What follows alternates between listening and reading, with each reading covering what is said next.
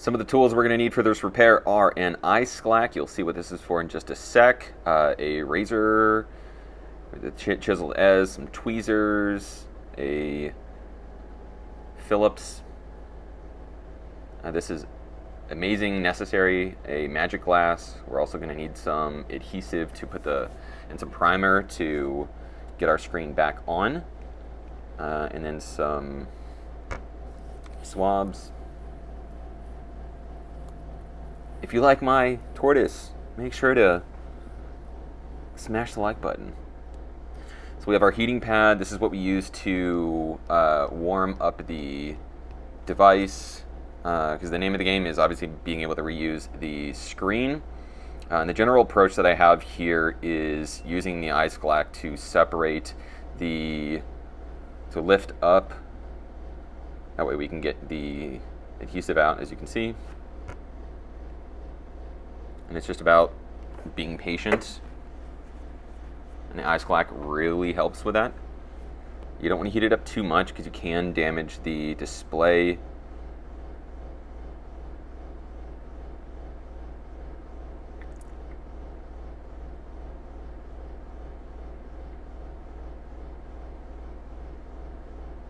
Getting around the corners is usually one of the more difficult parts, which is, as you can see, what I'm using the magic glass for.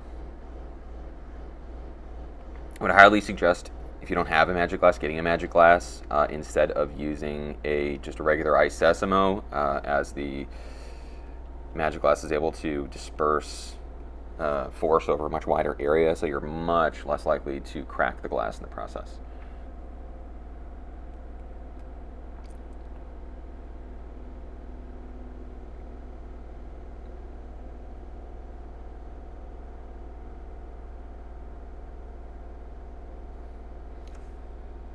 So I haven't gotten to this portion yet, but the flex on this particular model is the bottom right.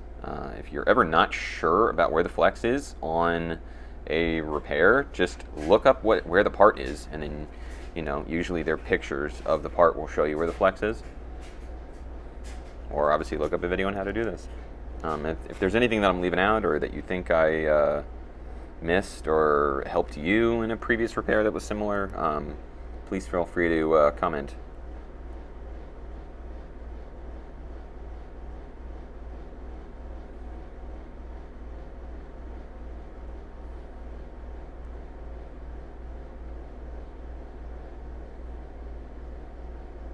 As you can see here, the device cooled down a little bit, so then the adhesive was harder to get out, but heated up again, pretty straightforward. So I'll mention this, but you do, whenever you're connecting or disconnecting anything from a device, the first and last thing should be disconnecting or connecting the battery. So just because the device is turned off, there's still electricity running through the board. It's possible that you can short something out, cause motherboard damage, like damage the LCD or specifically the backlight, which is why you always want to disconnect the battery.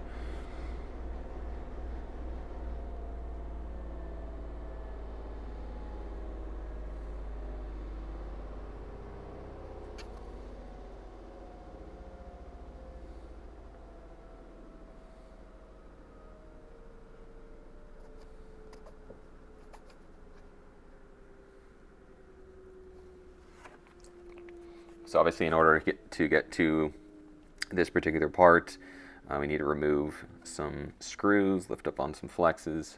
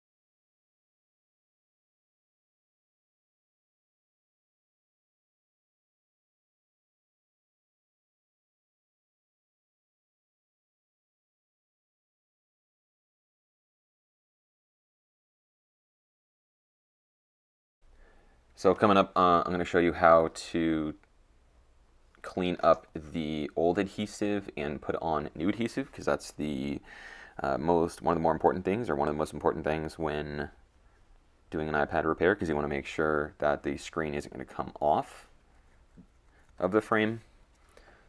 And that starts with using a blade of some sort, cleaning up the old adhesive.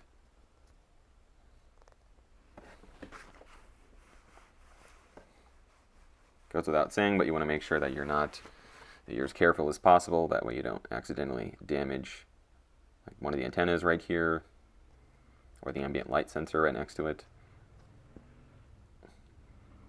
After that, I'll usually go around it with some isopropyl alcohol, just to make sure. So as you can see, I'm using the ISS mode there just to make sure that my blade doesn't get caught on the other antenna.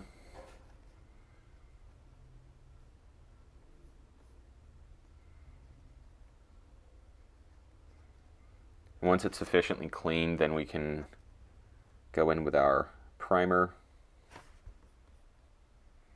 And the primer is, if you're not familiar, the primer helps when you lay the adhesive down, gives a better bond.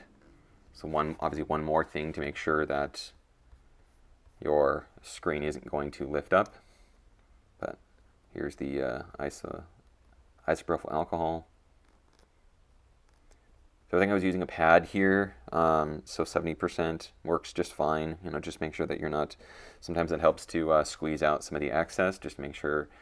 If you have 91 or 99, you're basically in the clear. You could, if you get any on the board accidentally, it's not, not the end of the world. It's not going to damage it whatsoever. But 70%, just be a little bit more cautious, because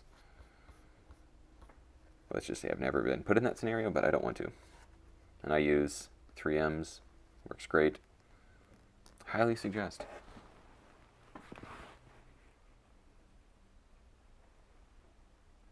You can put on 1 or 2. It dries pretty fast.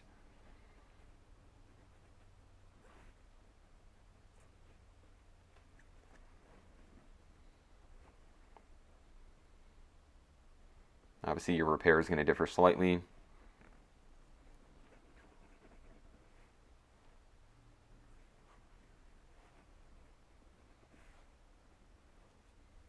Once again, I'll mention this, but if you have any questions or concerns about this repair, I'll do my best to obviously be able to answer, just in chat. But yeah, reach out, be as specific as possible. So I'll look up and if I can, I'll link this in the description. But I use Tessa. There's a specific kind of Tessa tape. I forget the model or SKU off the top of my head, but a lot of the times with specific models, I'll take off the adhesive that the screen comes with, because primer and this stuff works so well, in my opinion.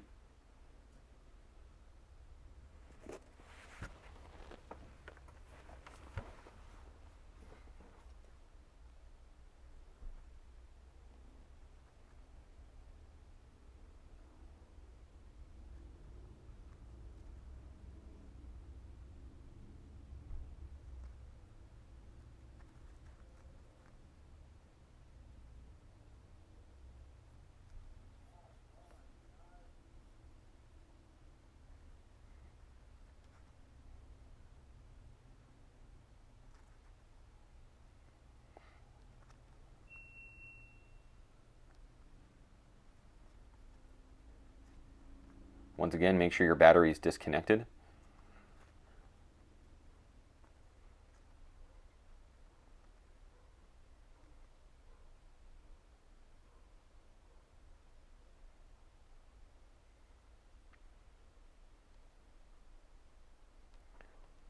Generally, the method that I use with larger flexes is I don't just press dead center, I'll press, left, right, or in this case, top to bottom. Makes it so that the flex is less likely to bow. You're less likely to damage it.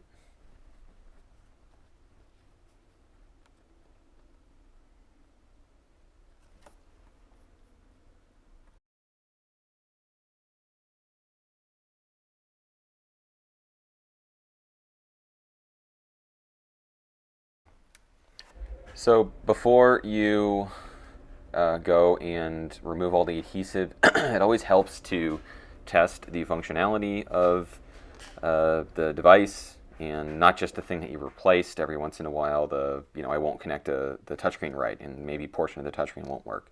And it's always nice to do that before you remove the adhesive, just in case you do it wrong.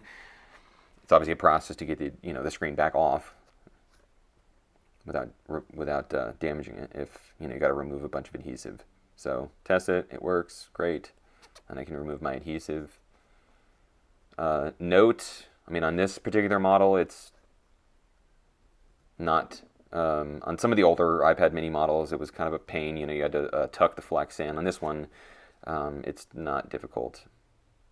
It's pretty straightforward. But as I like to seat it from the bottom and then move up to the top before moving on to the heat plate. You don't need that long, just, I don't know, a couple minutes. And then I don't mention it here, or I don't show you here, but I'll then take, and there's like a little clamp that I put it in, so you could easily just put it on top of a couple of books. You just want the adhesive to set properly.